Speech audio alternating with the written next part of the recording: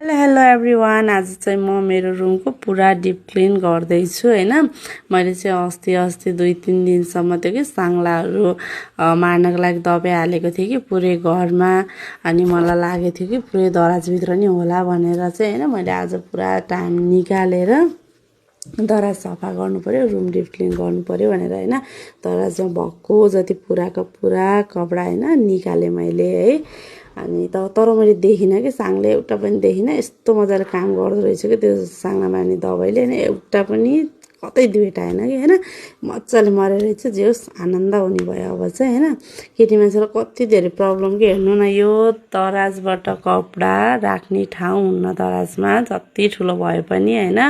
दराज खाली नै लाग्छ आफूलाई, राख्ने चाहे त्यहाँ राख्ने ठाउँै किन नहोस्, तर आफूले भनेको टाइममा कपडा लाउन पाइँदैन हैन। मैले बिहान चाहिँ पुरा सफा गर्छु भनेर निकालिहालेँ। त्यसपछि मलाई इमर्जेन्सी पसलबाट फोन आयो हैन, बहिनीहरूको पसलबाट फोन आयो।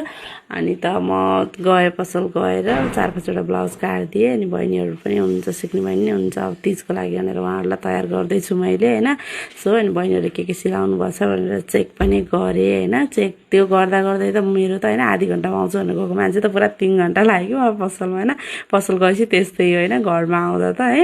बहिनी आइकन पनि मेरो त पुरा दराजमा कपडाहरू सब अरेन्ज गरिसक्नु भएको रहेछ कि भित्र क्लिन गरेर हैन।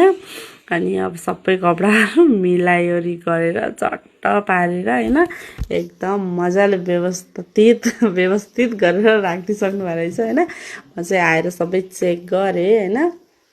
अनि अब बाहिर त फेरि सफा गर्नु पर्यो नि त, दराजको बाहिरबाट सफाहरू गर्नु पर्यो। त्यसको लागि चाहिँ मैले कम्मर कसेर बाहिर क्लिन गर्न लागेँ है।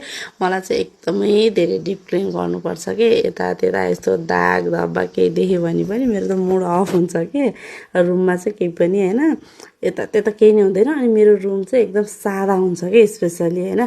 मलाई केही पनि मन पर्दैन त्यो चमक झमक हैन, फुलहरू झुन्डाउने, फोटोहरू एकदमै बढी टाँच्ने, मलाई केही पनि मन पर्दैन के। सिम्पल एउटा बेड एउटा दराज बस त्यति भयो, मलाई इनफ हुन्छ हैन।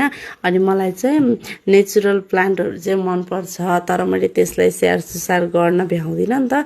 सो मैले त्यो ल्याउँदिनँ कि जुन दिन म घरमा बस्न पाउँछु त्यति बेला नै म फुलहरू रोप्छु है। मलाई एकदमै धेरै फुलहरू मनपर्छ, तर सक्कली हैन।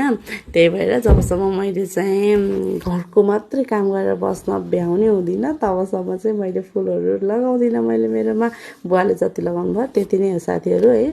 आजको मेरो भ्लग